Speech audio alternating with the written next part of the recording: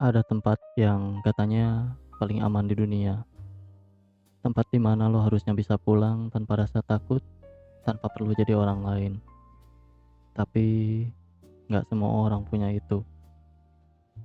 Beberapa orang tinggal di tempat yang sama setiap hari, tapi nggak pernah benar-benar merasa pulang. Semuanya terlihat normal dari luar, nggak ada yang aneh, nggak ada yang terlihat rusak. Tapi di dalam, ada sesuatu yang terus mengikis, pelan-pelan. Dan yang paling aneh, lo tetap bertahan di sana. Ada lingkungan yang gak pernah teriak, tapi tetap menyakitkan. Bukan tentang apa yang dilakukan, tapi tentang apa yang terus terjadi berulang-ulang. Kata-kata yang merendahkan, diam yang lebih tajam dari amarah, ekspektasi yang gak pernah ada ujungnya. And somehow, you're expected to be fine with it, to carry on like nothing's wrong. Padahal, lo pelan-pelan hilang. Yang lebih sulit untuk diterima, kadang semua itu datang dari tempat yang sama, yang seharusnya melindungi.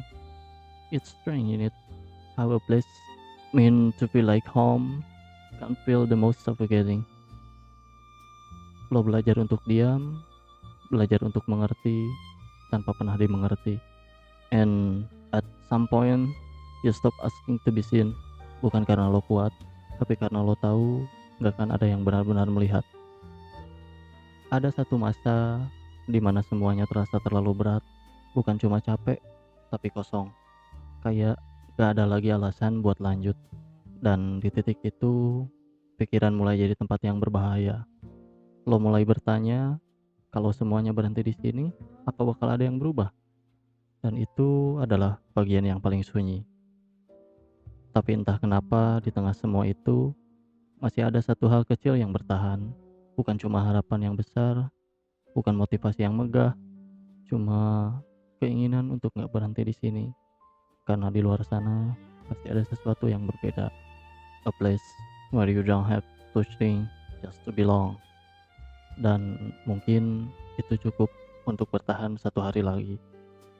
Akhirnya lo sadar, pergi itu bukan soal kabur, tapi soal memilih hidup. Dan untuk sekarang, bertahan bukan berarti lemah. Bertahan adalah cara lo ngumpulin kekuatan, pelan-pelan, diam-diam, sampai waktunya tiba.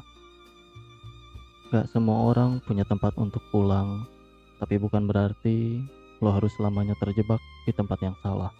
Kadang yang bisa lo lakuin sekarang cuma bertahan, dan itu udah lebih dari cukup.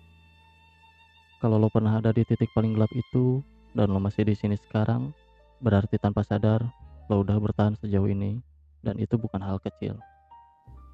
Gak semua orang bisa melewati hari-hari seperti itu tanpa benar-benar kehilangan dirinya. Jadi, kalau sekarang yang bisa lo lakuin cuma bertahan, itu nggak lemah. Itu cara lo menjaga sesuatu di dalam diri lo yang belum mau padam. Beberapa cerita nggak selesai sampai di sini. Mereka cuma berhenti dan menunggu untuk dipahami. Gua Noveka dari Nocturne Filmoria. Sampai ketemu di sisi lain cerita.